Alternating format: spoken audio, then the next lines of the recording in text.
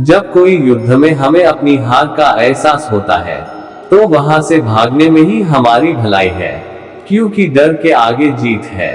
ये कहानी भगवान श्री कृष्ण की है। ऐसे में भगवान कृष्ण का जीवन चरित्र सहज ही याद हो आता है।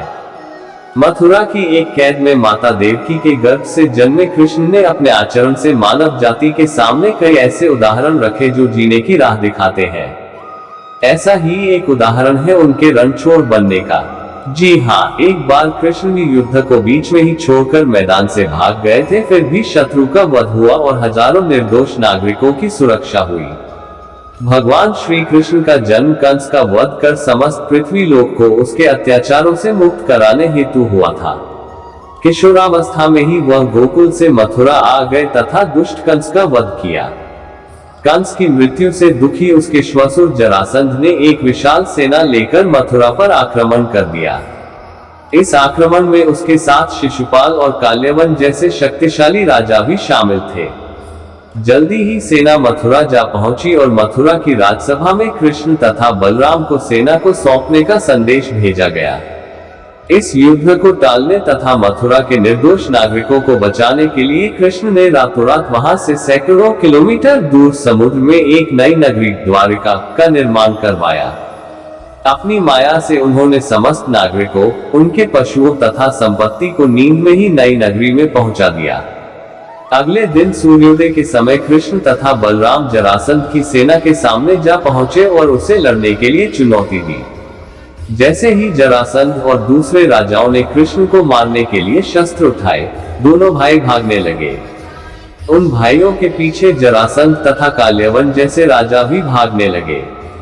कुछ ही देर में दोनों भाई बहुत आगे निकल गए और उनके पीछे केवल मात्र काल्यवन रह गया।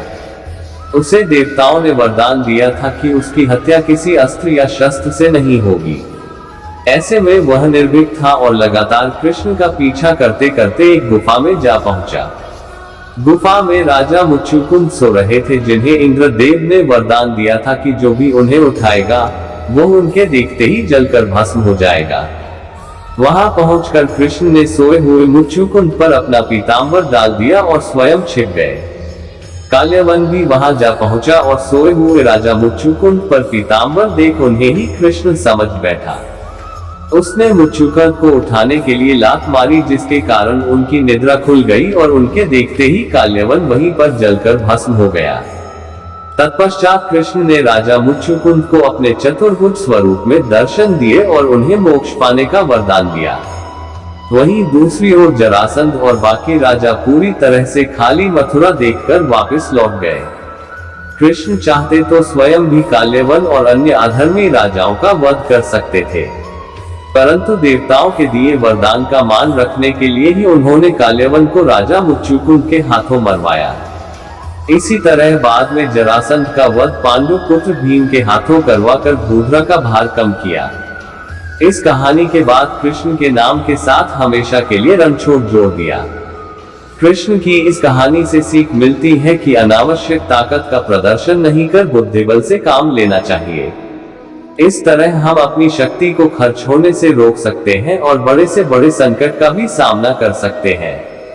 ये कहानी जो आपने अभी सुनी है वो ज्योतिष के ज्ञान पर आधारित है तथा आपको समझाने के लिए दी गई है।